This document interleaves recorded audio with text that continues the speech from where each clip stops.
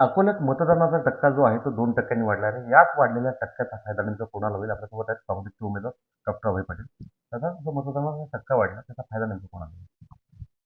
निश्चित यावेळेस जो मतदानाचा टक्केवारी वाढलेली आहे त्याचा फायदा निश्चित यावेळेस महाविकास आघाडीला होतो. आणि एक तर महाविकास आघाडीने खूपच जास्ती मेहनत केली ते पाहिलेलं होतं.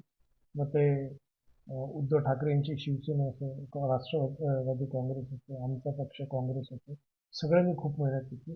त्याच्यानंतर जर तुम्ही पाहिला तर आमच्या मिटिंगा सभा त्या सभांचा एकदम असा धडाका होता. लोक उत्स्फूर्तीने त्या सभेला आले.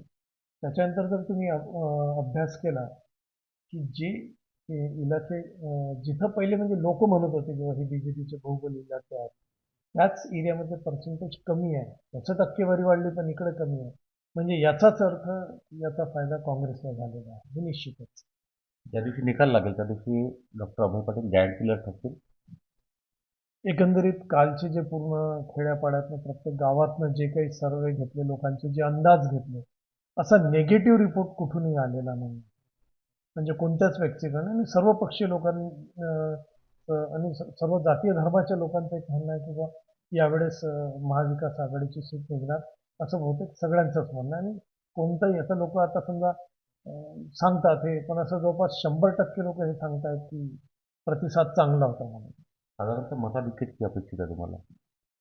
म्हणजे मला वाटतंय की महाविकास आघाडी एक 5 ते 6-5 पर्यंत जाईल असं मला वाटतं आहे. इतकं मताधिक्य भेटेल त्यांना. म्हणजे साधारणतः लाखभराचं मताधिक्य तुम्हाला सध्या अपेक्षित नाही? जास्ती अपेक्षित आहे यावेळेस. त्याच्यापेक्षा जास्त येईल मला वाटतं मतदान. एक तर लोकांनी खूप यावेळेस जर तुम्ही पाहिलं असेल की लोकांमध्ये मतदानाचा उत्साह होता. लोक सकाळी 7 वाजेपासून त्याच्यात होते. मला वाटतं अजूनही थोडंसं काही लग्नाची ती दाट नसती तर मला वाटतं टक्केवारी ही 69-70 पर्यंत गेली असती. पण लग्न बाकीच्या गोष्टी नंतर दुपारच्या नंतर ऊन खूप वाढलं, तर त्याच्यामुळे थोडीशी कमी झाली तरी ती वाढलेली आहे. एक शेवटचा प्रश्न विचारतो.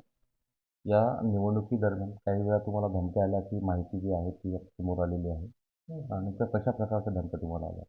मी बरेच माझ्या दवाखान्यातील काही स्टाफला, डॉक्टर लोकांना, काही व्यापारी मंडळीला, काही कार्यकर्त्यांना जे माझ्याशी जुळले होते त्यांना, त्याच्यानंतर प्रत्यक्ष अप्रत्यक्षाने त्या माझ्यावर खूप दबाव तंत्र केलं गेलेलं, काही धमक्या आल्या, बरंच काही घडलेलं आहे इथं अकोल्यामध्ये यावेळेस. व्यक्तिगत टीकाटिप्पणी खूप झाली माझ्यावर यावेळेस. पण निश्चित आम्ही ठरवलं होतं की संयम धरून ठेवायचं, संयम आणि काम करायचं आणि आम्ही आमच्या टार्गेटवर फोकस होतो. म्हणजे आम्हाला आमचं जे ध्येय होतं, जे लक्ष होतं, जे आमचं उद्दिष्ट होतं, आम्ही त्याच्यावर फोकस होतो. आम्हाला बाकीच्या गोष्टी आम्ही काही लक्ष दिलं नाही. आता असे काही वेगवेगळे प्रिन्सिपल्स आम्ही बनवून ठेवले होते की ज्या माध्यमातून इलेक्शन लढायचं. त्यातलं एक आमचं होतं की सिलेक्टिव्ह इग्नोरन्स, म्हणजे आमचं जिंकण्याचं टार्गेट सोडून बाकीच्या गोष्टी इग्नोर करायचे हे आम्ही पहिलेपासूनच ठरवलं होतं. दादा, मास्टर माइंड कोण आहे या सर्व गोष्टी लागतात तुम्हाला कोण वाटतं? आता कसं आहे ते त्याच्या खोलात तर काही मी पडलेलो नाही आहे. आज वातावरण पॉझिटिव्ह आहे.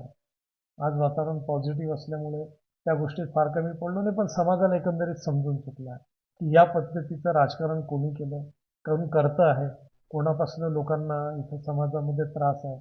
मग ते डॉक्टर असो, इंजिनियर असो, व्यापारी असो, बिल्डर लॉबी असो, सगळ्यांना कुठं कुठं त्रास होतो, काय होतो. आज गावातल्या सगळ्याच लोकांना त्रास आहे इथं.